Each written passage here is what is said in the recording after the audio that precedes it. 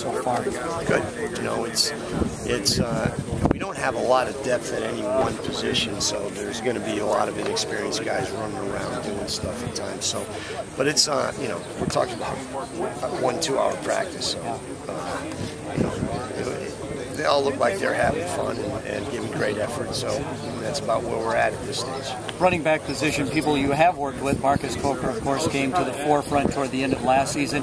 Jason White from our area has been with the program for a while now. Back on offense. Talk about those two players. Well, you know, Coker, you know, Coker's done a nice job. He had a good spring. You know, I think he's ready to go. You know, he works hard. He's a big, smart guy that loves to play football and takes coaching really well. And you know, we expect him to improve. And you know, the biggest thing that you have to fight is, you know, when you're in his situation, is complacency. People, you know, coming over and telling you how good you are all the time, and thinking maybe, hey, I don't have to work as hard. But I don't see that in Marcus. You know, it's always something that coaches get concerned about. What about Jason? Jason, just, you know, he's a great guy. He's been a guy that's been extremely valuable to our program because of how versatile he's been.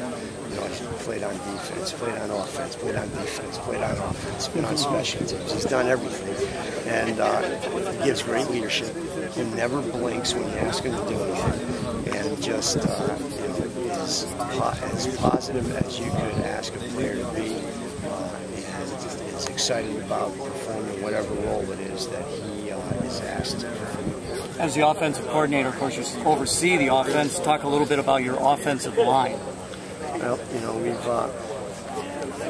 that was a huge question mark going into last season because we did lack some experience up front. You know, we've got a few more veteran guys that played some ball there this year with, you know, Zeus and Nix and Reef, you know, and Ferentz. Geddes has played a bunch, you know, at this point in time. So, you know, we're going to plug a couple of holes here, but you know, we've got a pretty good core to work with, and we're excited. Finally, Coach Ferentz touched upon this. You know, with the schedule, you're going to be seeing some new coaches, some new systems. He talked about it primarily more of an offensive nature, you know, and looking at the defenses. Talk about that. Give me that again. Okay, you're facing some new coaches, some new systems. How do you prepare for that? I don't know. We got to wait to see the tape. You know what I mean? We've gone back and looked at tape from where they came from, you know, and studied some of that. But fortunately, you know, we'll have, you know, 3, 4, 5 games on some people before we get a chance to play them. So that should at least give us an idea where we're headed. So, but that, you know, that's good. I'd rather that happen now and not try to prepare off of somebody that was using all different personnel at previous schools. Thank you. Thank you. A lot of guys are talking about this O-line, and rightly so. They've got a lot of experience coming back. But I'm curious, what are you expecting out of your 2 top receivers this year? King Davis and McNutt finally stepping up in a #1 spot. Well, you know, #1 leadership, #2 production. You know, those would be the biggest things. Marvin's played a lot of football here, so you know, we really need him to, you know, continue to lead and to be productive. And improve. You know, the toughest part for older players that have played a lot is staying hungry. And again, you know, he's done a great job with that in the off season, and he looks like he's ready to go. Keenan, you know, has played, you know, somewhat sparingly, but he's been out there and he's made some plays and he's done some things and he knows what he needs to do. And at this point, he's done what we've asked him to do, you know, from a physical standpoint. He knows the system now. Now it's a matter of doing it on the field on a regular basis. You know, when you're getting, you know, 40 or 50 reps during the course of the game, which is way different than if you're getting 15. Sure. Now, the last duo that you guys had, you know, probably the most successful pair of receivers here, but do you think that this one might be able to rival what DJK and McNutt were able to do the last couple seasons? Well, it's hard to tell. There's so much involved, but you know, if you know, we've got a new quarterback, you know, there's a lot of things involved there. But it's certainly, you if you look at those guys from a physical standpoint, you'd like to be able to say, hey, you're going to have a chance to do a few things out there.